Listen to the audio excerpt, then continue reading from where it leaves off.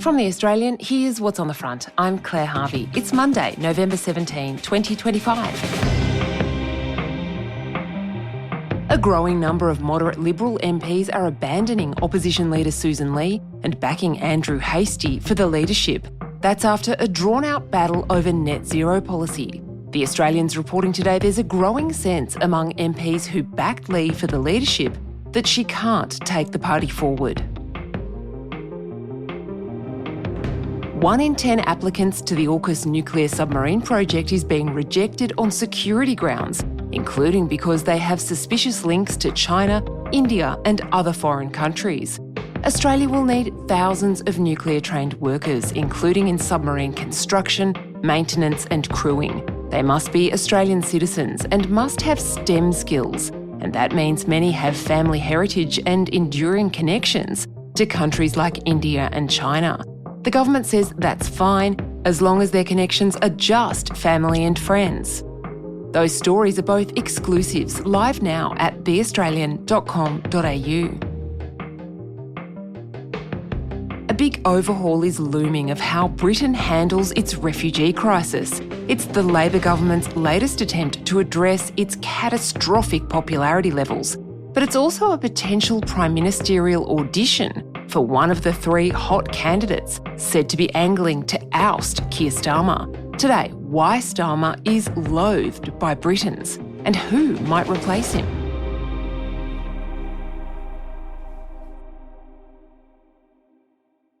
This, believe it or not, was just over a year ago. We did it! Sir Keir Starmer winning the UK election in July 2024 with the second biggest majority since World War II. My government will fight every day until you believe again. And this is now. This is a united team and we are delivering together. Will this man remain in number 10 by the next election? Sir Keir Starmer's leadership of Britain is all but terminal. And this is extraordinary considering he won one of the biggest landslide majorities of any first-term government in British history. The Australian's Richard Ferguson is a close observer of British politics. The first time he came on the front to talk about this, we discussed how there was speculation in Britain that Keir Starmer, the charming, debonair human rights barrister, might have been the model for Mark Darcy in the Bridget Jones's Diary series. Well, he never ended up fighting in a fountain with Hugh Grant, but Keir Starmer's fortunes have certainly taken an absolute bath.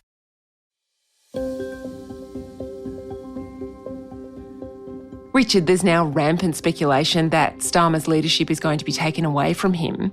I wanted to run through with you the contenders and then we'll get to why this is happening. So first up is the one I find the most intriguing. She looks a bit like a young Fergie. She's got a backstory like a Kath and Kim character. It's Angela Rayner, the former Deputy PM and Housing Secretary, who was forced out of her job in September over a messy personal financial situation. How is she now at the centre of leadership speculation? Angela Rayner, as you're saying, Claire, has the most extraordinary backstory. She's like a character on Coronation Street, or imagine a Catherine Tate character as the Prime Minister, you know. Extraordinary thing, single mum, single granny, pretty young as well. Very much rags to riches story. I saw Angela Rayner speak when I was covering the 2019 British election in Birmingham, and she was with Jeremy Corbyn. And she's one of the most magnetic speakers I've ever seen politically. But just think about the historic Labour governments and their legacy. The NHS, social security, the welfare state, council housing, modern higher education, the open university, decriminalising homosexuality, outlawing racial discrimination, introducing equal pay, the national minimum wage, Sure Start, devolution, the Good Friday Agreement, civil partnerships, Equal Pay Act, the Human Rights Act and the world's first Climate Change Act. And I've, seen a few of our prime ministers here. She would wipe the floor with any of them. She's so charismatic. She's so authentic. Why is she very potentially the next prime minister of Britain? 2 reasons. Number one, she's the only one of the Labour Party that has the charisma that they probably need to face Nigel Farage. Number two, she is the main left candidate. This is a party that is dominated now by the left, and because they have a one member, one vote system where essentially all of the branch members of the Labour Party, mainly progressive students and disgruntled lefty ex-school teachers, their vote is just as important as a union member or as an MP. So it is a system that really skews to the left, which is why Jeremy Corbyn got the leadership all those years ago. So she's in with a very good chance.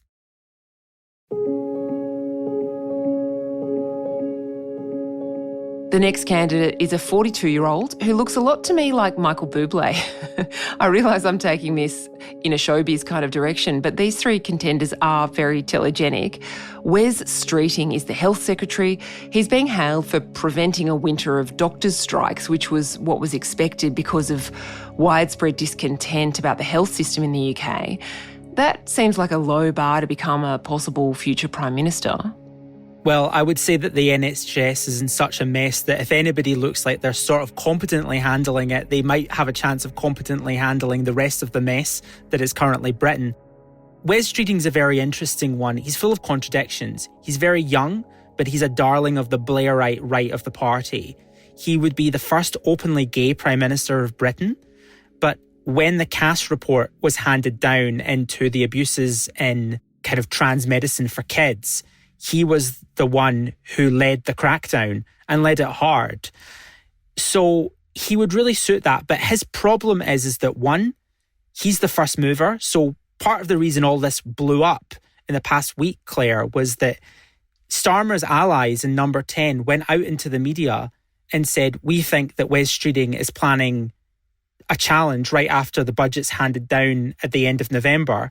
And he's going to take about 50 colleagues with him and we're going to fight him. And then Wes Streeting turned around and said, no, I'm not.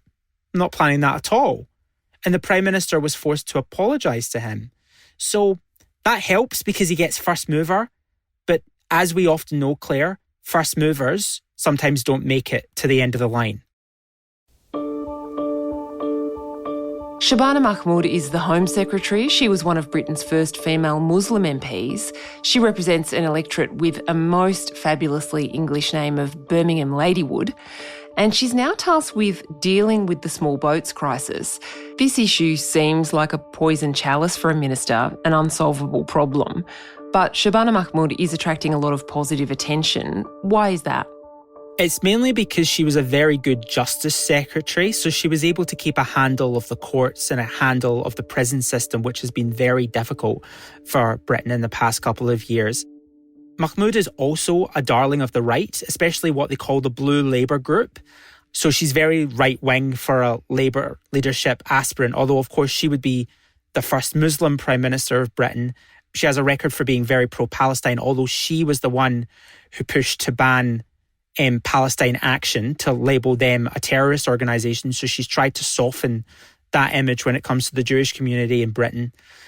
But she, I think, would be a bit of the dark horse because she's shown that she can do the tough things, but she's also shown that she has a bit of personality to her. And if it is considered that Angela Rayner just will not work, they might coalesce around her rather than Wes Streeting. On Monday, Mahmood is due to announce new policies on asylum seekers, and it's a really critical one for Labor to get their heads around because they're losing ground to the populist right-wing Reform Party led by Nigel Farage. What do you think those policies are going to be? Is it going to be something like our own offshore processing system, which Britain has tried before? What they're more based on than our offshore system, from what we know at the moment, Claire, is actually Denmark's reform. So Denmark is led by a Labour Prime Minister called Mette Frederiksen, and she's been able to stay in power by having really tough rules on how long asylum seekers are allowed to stay. So currently in Britain, if you're a refugee, you get through the asylum seeker process. After a couple of years, you're able to apply for an indefinite leave to remain or get citizenship. This will be the beginning of tightening those screws over what is a very liberal migration programme in Britain. And of course, the person who is most responsible for that liberal migration programme is actually Boris Johnson. So after Brexit, which a lot of people voted for Brexit to get migrants out of the country, that was the whole point of it for a lot of people, he was responsible for a massive wave of migration because the economy needed it to survive. And this is what they now call the Boris wave migrants. So this will be the people who are targeted, the people that have come in the past 5 years or so and telling them basically, you can't stay. Labor did inherit a mess, and they've said that a lot over the past year, but new governments always have to deal with a legacy.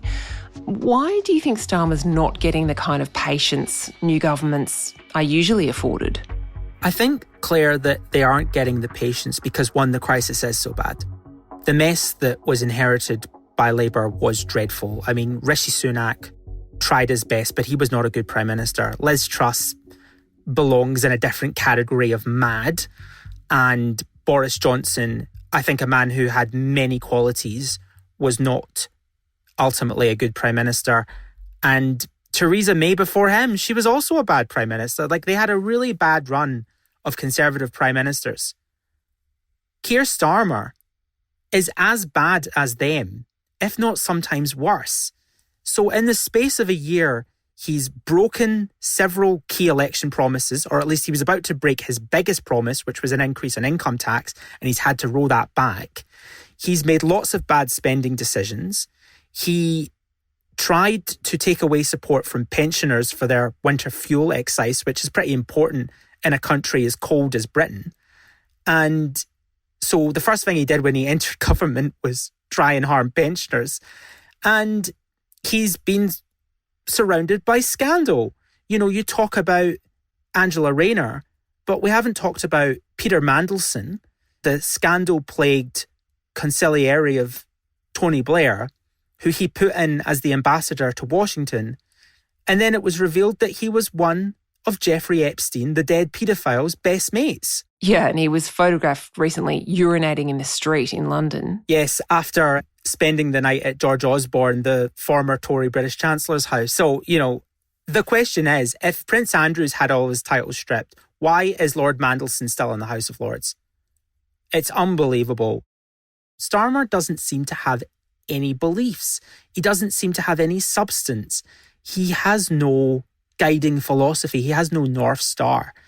And that's ultimately what makes him bad, is that he doesn't believe in anything, he doesn't have any political skills, and he's been surrounded by incompetence and scandal-ridden people. It's not a good mixture. Coming up, can Starmer pull it back from here?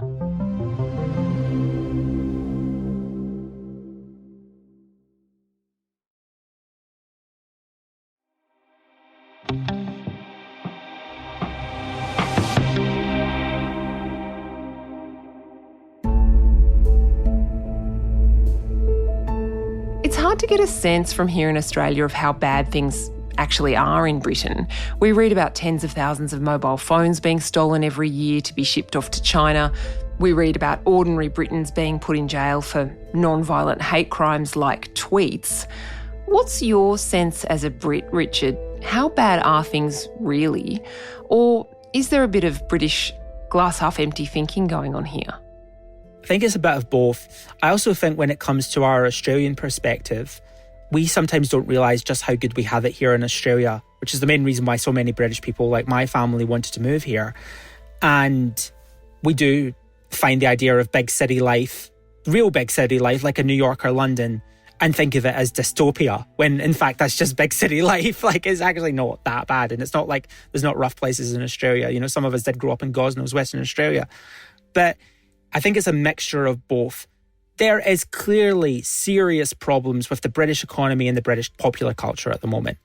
There is no growth. They don't have any industry to speak of.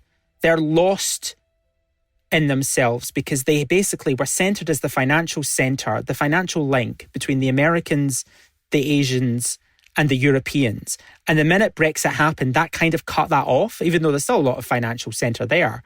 It wasn't as bad as they thought it was, but they didn't end up being Singapore on Thames. That vision didn't occur. So the country doesn't really know what it is. It has all these splinter movements that are growing. I mean, the Scottish nationalists are as strong as they ever been. Plaid Cymru, the Welsh nationalists are strengthening. You go over in Ireland, the new far-left Irish president, Catherine Connolly, is openly talking about a border poll. And Sinn Féin, which was once the political arm of the Irish Republican Army, is in a pretty good position to be the next Irish government in a couple of years. So you've got everything in Britain just seems to be falling apart. But, there's an argument that everything in Britain has been falling apart since the First World War, really. There's a great line in The Crown in season 3 where Olivia Colman's Queen says Mrs. Thatcher is leaving Balmoral to deal with the crisis. And Helena Bonham Carter's Princess Margaret says, life in Britain has been one long crisis since the war. And I think that is true. I think there's a lot of what we're seeing now in Britain is very reminiscent of what happened in the 1970s during that kind of stagflation era, which of course failed so many global leaders during the 70s, including Jimmy Carter, including our own Gough Whitlam. And it failed both Harold Wilson and Ted Heath and finally Jim Callaghan, and it led to Margaret Thatcher. So I think there is a case of that. We're living in a world of high inflation, which we haven't experienced for years. But that golden moment, I think, just when Tony Blair took over, where the culture and the economy had finally aligned and was taking a very centrist path, a bit like happened to us during the 80s with Hawke and Keating. That moment is very much over. The decline is real, but also don't ever doubt the British ability to make everything seem worse than it is. Well, the next election's not due till 2029, so there's lots of drama to come, I'd say. Claire, I think we'll have about 4 Labour Prime Ministers by the time we get to those 4 years. Thanks, Richard. Thanks so much.